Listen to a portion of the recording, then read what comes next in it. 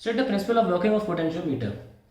आप लोगों ने पढ़ ही लिया होगा, किसी ने नहीं पढ़ा है तो ऑल अबाउट पोटेंशियोमीटर वीडियो पहले देखना और फिर ये वीडियो देखना, क्योंकि मैं यहाँ से डायरेक्ट आंसर्स दूंगा। प्रिंसिपल क्या है? It states that when a constant current flows through a wire of uniform area of cross section, then the potential difference across a length of wire is directly proportional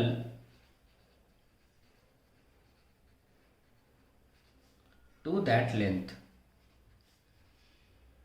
ठीक है, ये principal है।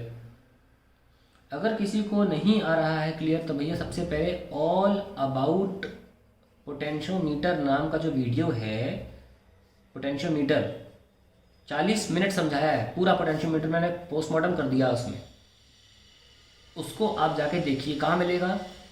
Current and electricity के theory lectures में, electricity के theory lectures में आपको मिलेगा ऑल अबाउट पोटेंशियोमीटर नाम से वीडियो।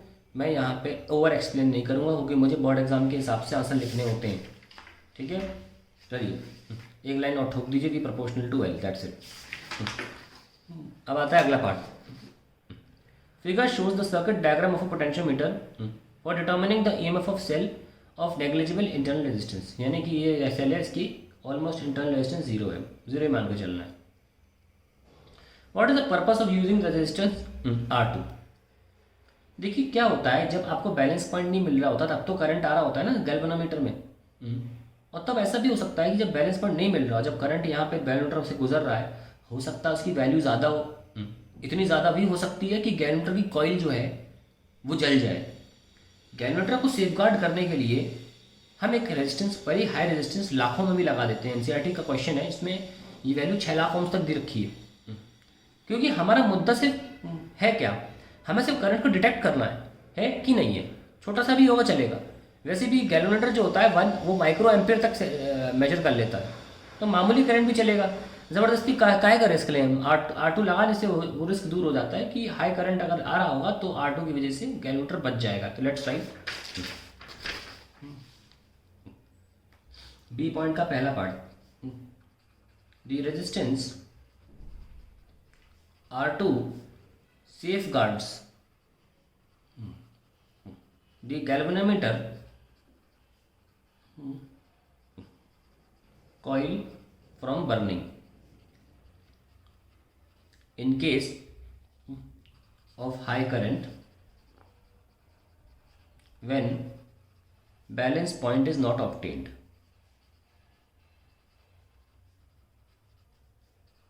not obtained। ठीक है, अगला पार्ट देखते हैं। How does the position of balance point change when the resistance R1 is decreased.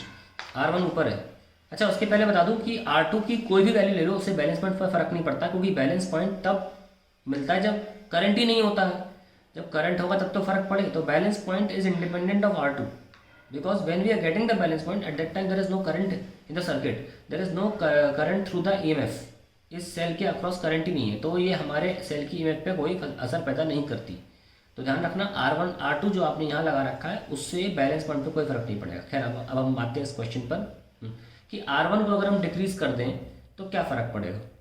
All about potentiometer में बहुत लंबा काम किया गया है इस पर कि अगर आप R1 को डिक्रीज कर दोगे तो AB वायर में तो R1 में वोल्टेज कम हो जाएगी, क्योंकि वोल्टेज दो रेजिस्टेंसेज में उसकी अगर सीरीज में लगी हैं तो उनके ही रेशियो में डिवाइड होती हैं। आपने अगर R1 कम कर दिया तो ये वोल्टेज कम ले जाएगा R1, और AB वायर में वोल्टेज ज़्यादा चला जाएगा। एक सेंसिटिव पोटेंशियोमीटर के लिए गंदी बात है। हम चाहते हैं पोटेंशियोमीटर वायर में कम से कम वोल्टेज जाए ताकि उसकी पोटेंशियल ग्रेडियंट कम रहे और उसकी सेंसिटिविटी ज़्यादा रहे। जिन्होंने ऑल अबाउट पोटेंशियोमीटर वीडियो देख लिया है वो समझ रहे हैं मेरी बात क्या है। यहाँ मैं पूरा चैप्टर थोड़ा पढ़ाने बैठ जाऊँगा। सो जब आप डायरेक्टली लिखेंगे answer second part, on decreasing R1 potential difference across potentiometer wire increases, due to which its potential gradient increases and sensitivity decreases. So the cell will be balanced at smaller distances. So jockey will move towards left. और इसको mathematically दिखा सकते हैं कि जैसे आपका v proportional to l होता है ना, तो आप लिखते हो, फिर बाद में लिखते हो v इक्वल्स टू के एल, और ये पोटेंशियल ग्रेडियंट होता है। तो v तो सेम रहना ना, ये तो हमारा ईएमएफ है, सेल की ईएमएफ तो चेंज नहीं हो सकती ना। तो अगर आप इसको ग्रेडियंट को बढ़ा रहे हो तो ऑब्वियसली बैलेंसिंग लेंथ घट जाएगी। That is why I said कि jockey will move towards left. ये पार्ट तो हो गया। अगला है why can not a balance point be obtained when EMF is greater than 2 volt, और दूसरा when the key is closed. देखिए यहाँ पे थर्ड पार्ट है इसका। अगर ये 2 वोल्ट ज़्यादा हो जाए, देखिए नोटिस करिए, मान लीजिए हमारा R1 कुछ भी नहीं ले जा रहा, हम कह रहे हैं R1 मान लो 0 है, हटा दो R1, तब तो पूरा 2 वोल्ट कहाँ जाएगा, इकलौती रेजिस्टेंस AB में, पूरी वायर में 2 वोल्ट जाएगा। तो बहुत से बहुत ईएमएफ क्या हो सकता है भाई, इसको नापने के लिए तो ये वायर लगाया गया है। अगर 2 वोल्ट भी होगा तो चलो B पे जाके 0 हो जाए, वो भी बेकार है, वैसे अंदर ही 0 होना चाहिए।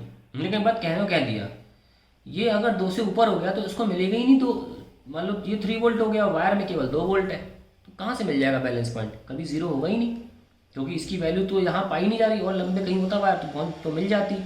इसलिए अगर ज़्यादा हो गया तो बैलेंस पॉइंट नहीं ऑब्टेन होगा, क्योंकि इस वायर में उतनी पोटेंशियल डिफरेंस ही नहीं होगी जितनी इसकी ईएमएफ है। ठीक है, आगे बढ़ते दूसरा, व्हेन की इज क्लोज्ड, जब की क्लोज कर दोगे तो ये सेल जो है, इसके लिए जो करंट है वो यहाँ से फ्लो कर जाएगा, क्योंकि ये शॉर्ट सर्किट हो गया। शॉर्ट सर्किट मतलब करंट के लिए पसंदीदा पाथ, यहाँ से करंट चला जाएगा और हमेशा गैल्वेनोमीटर में डिफ्लेक्शन देता रहेगा। ठीक है, अब इन दोनों बातों को मौखिक तो बोल दिया, अंग्रेजी में कैसे लिखें, let's write. When E is greater than driver cell, that is 2 volt, then potential difference across entire potentiometer wire is less than E, which is unknown EMF. Hence, the EMF of cell being greater than 2 volt,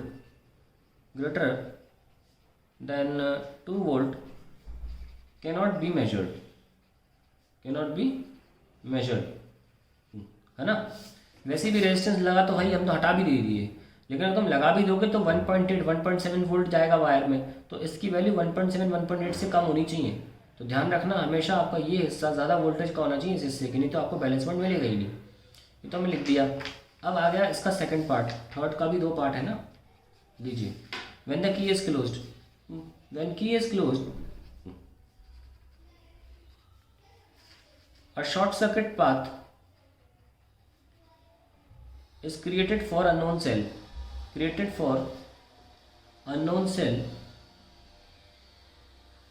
for current to flow,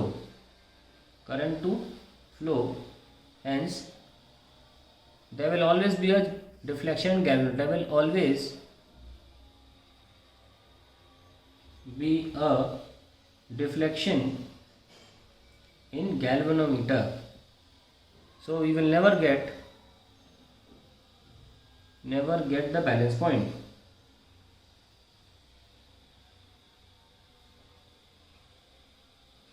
ये हमारा question solve हो गया।